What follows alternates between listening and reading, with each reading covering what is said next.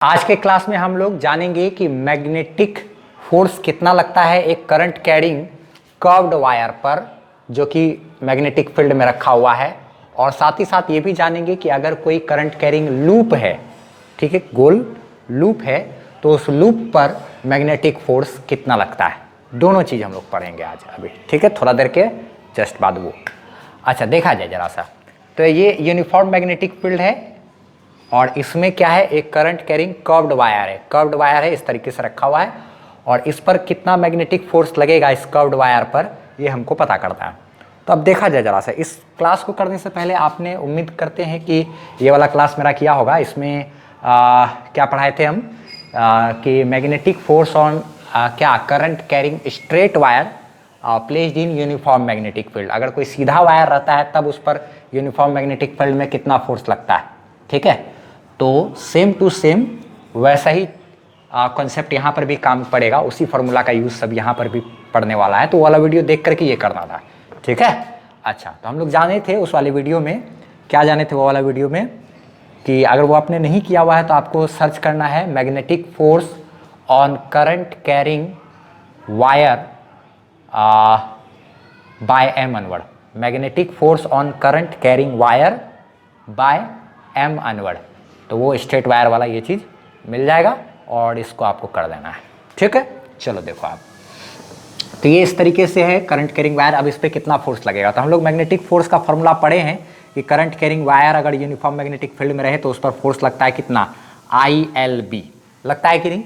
ILB sine theta भी बोलते थे, ठीक है। तो यहाँ पर देखो मैग्नेटिक फील्ड इस तरीके से है और वायर इस तरीके से हो, तो किसी भी पॉइंट पर ये हमेशा परपेंडिकुलर ही काउंट होगा ना। मैग्नेटिक फील्ड अंदर में है और ये क्या है, वायर ऐसे रखा हुआ है तो परपेंडिकुलर ही हो गया ना। किसी भी इंस्टेंट पर देखो तो आप, ये वायर और मैग्नेटिक फील्ड दोनों क्या है, ऐसे करके क्या है, हमेशा परपेंडिकुलर है किसी भी सूरत में, ठीक। तो ये क्या हो जाएगा 90 डिग्री, जिसकी वजह से साइन 90 का मान क्या होता है 1। तो ये कहानी खत्म, सिर्फ और सिर्फ यहाँ पर क्या रहेगा, ILB, जो कि थीटा इज इक्वल टू क्या है 90 डिग्री, ठीक। अब यहाँ पर बात करें अगर हम लोग, तो देखो जो आप जरा सा मैग्नेटिक फोर्स के लिए करंट तो ठीक है, B जो है मैग्नेटिक फील्ड ये भी ठीक है, लेकिन लेंथ की बात करें अगर, तो लेंथ कहाँ है, कैसे पता चलेगा। ऐसे कर्व वायर है तो हम लोग लेंथ कैसे नापेंगे। तो लेंथ के लिए आपको क्या दिमाग लगाना है यहाँ पर, ये अच्छे तरीके से आप समझो कि ये दोनों इंड जो है ना वायर का, उस दोनों इंड को आप क्या कर दो, डॉटेड लाइन से मिला दो। दोनों इंड को क्या कर दो, एक डॉटेड लाइन से ऐसे करके मिला दो। तो वो जो डॉटेड लाइन होगा ना, उसी का जो लेंथ होगा, लंबाई होगा, वही हमको बताएगा क्या, इफेक्टिव लेंथ, यानी कि यहाँ पर का लेंथ वो कहलाएगा। डिस्प्लेसमेंट जैसा ना, विस्थापन जैसा, ये क्या हो जाएगा I × L इफेक्टिव। ILB क्या, थीटा 90 डिग्री ही रहेगा तो साइन 90 खत्म। अच्छा चलो देखो आप, चूंकि थीटा बराबर इतना, तो साइन 90 बराबर, साइन अगर 90 डिग्री है तो वो बराबर क्या हो गया 1। तो ये वाला कहानी को ऐसे करके इस दिशा, तो यहाँ पे ऐसे करके लिखना है आपको। और ध्यान रखना है, ये जो लेंथ जो हम लोग अभी किए, दोनों का इंड को मिला दिए डॉटेड लाइन से और उसको बोल दिए लेंथ, इफेक्टिव लेंथ। ये चीज़, ये कॉन्सेप्ट तभी किया जा सकता है जब मैग्नेटिक फील्ड मेरा यूनिफॉर्म रहे तब, नहीं तो नहीं, ठीक। तो इफेक्टिव लेंथ क्या हो गया, दोनों डॉटेड लाइन से मिला देंगे। तो आपको करना क्या है, इस पर मैग्नेटिक फोर्स जो लगेगा वो कैसे पता करेंगे, कितना होगा, करंट जितना है वायर में उतना गुना इसका जो ये यहाँ से यहाँ तक दोनों इंड को मिला दिए, ये जो इफेक्टिव लेंथ है वो गुना आपको क्या करना पड़ेगा, मैग्नेटिक फील्ड का मान। आपको पता चल जाएगा मैग्नेटिक फोर्स कितना लगेगा इस करंट कैरिंग वायर पे, और वो किस दिशा में लगेगा उसके लिए हम लोग इसी पिछले वाले वीडियो में हम लोग बात किए थे। क्या बात किए थे भाई, हाँ, कि अगर किसी वायर पर जो मैग्नेटिक फोर्स लगता है उसको वो किस दिशा में लगेगा, उसके लिए राइट हैंड पाम रूल हम लोग पढ़े थे कि करंट के डायरेक्शन में आपको क्या करना है, फिंगर रखना है, मैग्नेटिक फील्ड के दिशा में आपको क्या रखना है, हथेली, और हथेली मैग्नेटिक फील्ड के दिशा में और करंट के दिशा में क्या अपना फिंगर। तो अंगूठा हमको बताता है मैग्नेटिक फोर्स का डायरेक्शन, वो वहीं पे पढ़े हुए थे। Magnetic force on current carrying wire by एम अनवर्ड लिख के सर्च करना है, वो वीडियो मिल जाएगा।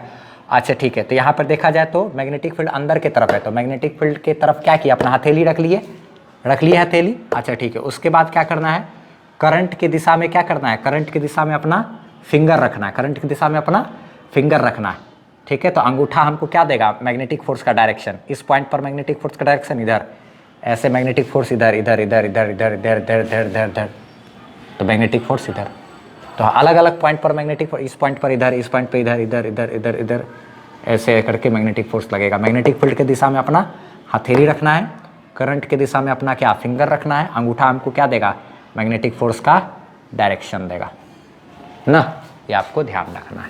तो चलो हम लोग इसी चीज़ को जो अभी ये किए हुए हैं इसको अच्छे तरीके से यहाँ पे लिख देते हैं बोर्ड पर, और आपको क्या करना है, स्क्रीनशॉट ले लेना है। नहीं तो पीडीएफ इसका जो है वो डिस्क्रिप्शन में तो मिल ही जाएगा पीडीएफ का लिंक, हम अच्छे तरीके से इसको लिख देते। जो पढ़े अभी हम लोग उसको अच्छे तरीके से लिख लिए हैं। क्या लिख लिए हैं, यही मैग्नेटिक फोर्स जो लगेगा ILB sin थीटा होता है ना, तो थीटा 90 डिग्री है तो इसका वैल्यू क्या हो जाता है 1, ये तो 1 हो गया, तो 1 हो गया तो इसका कहानी तो मेरा क्लोज हो गया।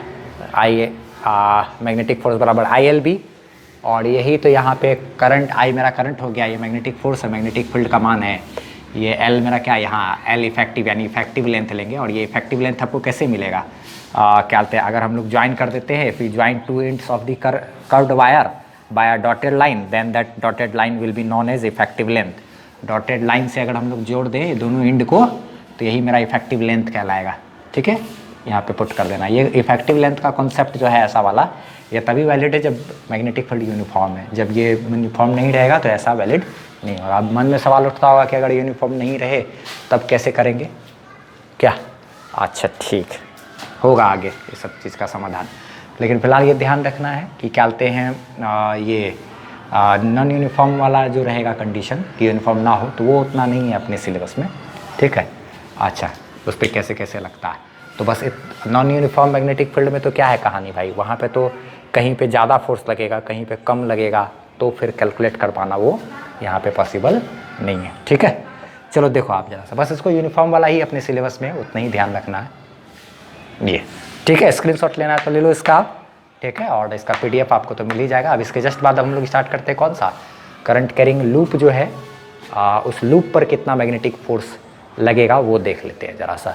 तो हम लोग ऐसा सोच सकते हैं कि अगर लूप रहेगा तो इफेक्टिव लेंथ उसका तो 0 हो जाएगा ना, तो मैग्नेटिक फोर्स भी 0। देख लेते हैं ज़रा सा।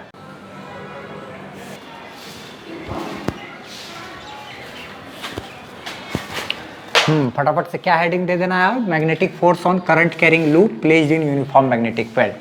कोई एक लूप है यानी कि बंद ऐसा घेरा जैसा, वायर यहाँ से शुरू होकर यहाँ तक पूरा एकदम कंप्लीट हो गया है, तो ऐसा रहे ना, तो उस पर जो मैग्नेटिक फोर्स लगेगा वो आप ध्यान रखना। तो मैग्नेटिक फोर्स का फॉर्मूला तो क्या है, मैग्नेटिक फोर्स बराबर I इंटू L, या फिर L इफेक्टिव I इंटू क्या, मैग्नेटिक फील्ड ILB। तो मैग्नेटिक फील्ड तो ठीक है, करंट भी ठीक है, सबको कोई दिक्कत नहीं है, लेकिन इफेक्टिव लेंथ की बात करें तो दोनों एंड को जोड़ना पड़ेगा ना, तब ना कर्व्ड वायर के केस में हमको क्या इफेक्टिव लेंथ मिलेगा। तो यहाँ पे क्या हो जाएगा, L इफेक्टिव जो है ये मेरा 0 होगा, क्योंकि अगर जहाँ से चले वहीं पहुँच गए, डिस्प्लेसमेंट 0 क्या, तो दोनों एंड के बीच का, दो एंड के बीच का दूरी क्या हो गया, 0 हो गया। तो इफेक्टिव लेंथ हमेशा 0। तो हमेशा याद रखना है, चाहे लूप किसी भी शेप साइज का हो, अगर ऐसे में अगर कोई ऐसा भी लूप रहता या फिर कोई क्या ऐसा सर्कुलर लूप रहता, या फिर क्या एक ट्रायंगल के जैसा लूप ऐसा लूप रहता, किसी भी तरीके का अगर लूप है यानी कि बंद घेरा जैसा वो है वायर, तो उसमें करंट चल रहा है यूनिफॉर्म मैग्नेटिक फील्ड में, यूनिफॉर्म मैग्नेटिक फील्ड में, तब उस पर लगने वाला फोर्स हमेशा 0 होगा, हमेशा हमेशा हमेशा हमेशा ही 0 होगा। याद रखना आप ये, क्योंकि L इफेक्टिव क्या हो जाता है 0। ठीक है, इसको अच्छे तरीके से हम लिख देते हैं। ठीक है, इसका आपको स्क्रीनशॉट ले लेना है, PDF आपको डिस्क्रिप्शन में मिलेगा। फिर आज का क्लास खत्म हो जाएगा। थोड़ा सा और भी कुछ हम एक्स्ट्रा पॉइंट भी बताएंगे। ठीक है, कुछ लॉजिकल चीज़ भी बताते हैं जिसपे कि कंपटीशन वगैरह में भी क्वेश्चन बनता है कैसा कैसा टाइप का। ठीक है, तो हम कुछ एक थोड़ा सा दिखाते हैं, उसके बाद कुछ लॉजिकल चीज़ पे हल्का सा डिस्कस कर लेते हैं। क्या लिख लिए हैं इसको अच्छे तरीके से देख लो आप कि मैग्नेटिक फील्ड है यूनिफॉर्म, करंट कैरिंग लूप है, तो for a loop magnetic force is independent of shape. ध्यान रखना है कि लूप चाहे किसी भी शेप का हो, ट्रायंगल, सर्कल या किसी भी शेप का, यूनिफॉर्म मैग्नेटिक फील्ड में है तो जो फोर्स लगेगा वो हमेशा 0 ही होगा ना। वो चाहे किसी भी शेप का हो, उससे मतलब नहीं होता, शेप से क्या होता है, इंडिपेंडेंट होता है। ध्यान रखना। आगे मैग्नेटिक फोर्स जो है वो क्या है होता है फॉर्मूला, ये सारा चीज़ L इफेक्टिव 0 हो गया तो मैग्नेटिक फोर्स 0। ठीक, नोट करके क्या लिखना है कि magnetic force on any current carrying close loop will be always 0। Current carrying close loop पर लगने वाला मैग्नेटिक फोर्स हमेशा 0 होगा for any shape and size if it is placed in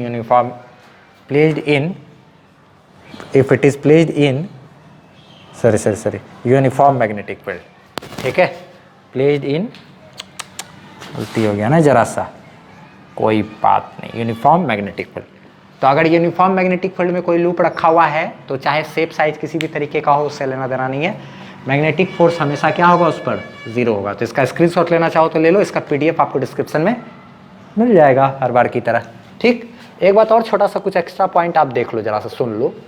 क्या चीज़, जैसे कि अगर मान लो कभी कभी ऐसा भी सिचुएशन हो सकता है कि एक लूप है और यहाँ पर क्या बोलते हैं, मान लो मैग्नेटिक फील्ड इस तरीके से दिया हुआ है और मैग्नेटिक फील्ड का जो मान है ना, वो आधा पोर्शन में इधर थोड़ा सा ज़्यादा है, हाई है, और इधर क्या है, लो है। ठीक, तो आप देखो तो, और करंट जो है वो इस तरीके से मूव कर रहा है, ऐसे ऐसे ऐसे ऐसे ऐसे। तो ये लूप किस साइड में खिसकेगा, तो आप देखो तो ज़रा सा, जैसे करंट ऐसे चल रहा है क्लॉकवाइज, ठीक है, घड़ी की दिशा में ऐसे करंट चल रहा है, तो इस पॉइंट पर मैग्नेटिक फोर्स तो इधर लगेगा, इस पॉइंट पर ऊपर, और इस पॉइंट पर क्या, इधर ना मैग्नेटिक फील्ड की दिशा में अपना हथेली रखना है, अपना हथेली को मैग्नेटिक फील्ड की दिशा में, करंट की दिशा में फिंगर अंगूठा बताया उधर। तो इस पॉइंट पर इधर मैग्नेटिक फोर्स और इस पॉइंट पर इधर मैग्नेटिक फोर्स। ठीक है, और इधर ऊपर और इधर क्या, इधर तो ऊपर और इधर क्या है, नीचे। तो आप एक चीज़ देखो तो, इधर वाला पोर्शन में अगर मैग्नेटिक फील्ड तगड़ा है, इधर वाला पोर्शन में मैग्नेटिक फील्ड कम है, तो इधर तगड़ा है तो इधर ये ज़्यादा फोर्स लगेगा, इधर कम फोर्स लगेगा, लूप इधर शिफ्ट करेगा। बहुत तरह तरह से क्वेश्चन बनाया जा सकता है, तो थोड़ा बहुत ये सब चीज़ को आपको ध्यान में रखना है। ये डायरेक्शन आपको पता होना चाहिए, राइट हैंड पाम रूल, हथेली को मैग्नेटिक फील्ड के दिशा में, फिंगर के दिशा में क्या करंट, अंगूठा आपको मैग्नेटिक फोर्स का डायरेक्शन दे देता है ना। चलो ठीक है, स्क्रीनशॉट लेना है ले लो इसका, बस PDF आपको डिस्क्रिप्शन में मिल जाएगा। क्या, बस अब इसको इतना ही रहने देते हैं। ठीक है, मिलते हैं अब हम लोग नेक्स्ट क्लास में, नेक्स्ट वीडियो में। उसमें हम लोग क्या बोलते हैं, ये करंट कैरिंग अगर लूप है तो उस पर कितना टॉर्क लगता है, मैग्नेटिक टॉर्क लगता है, वो सब चीज़ हम लोग डिस्कस करेंगे। ठीक है, चलो देखो अब इसको रहने देते हैं, नेक्स्ट वीडियो में मिलते हैं हम लोग फटाफट से।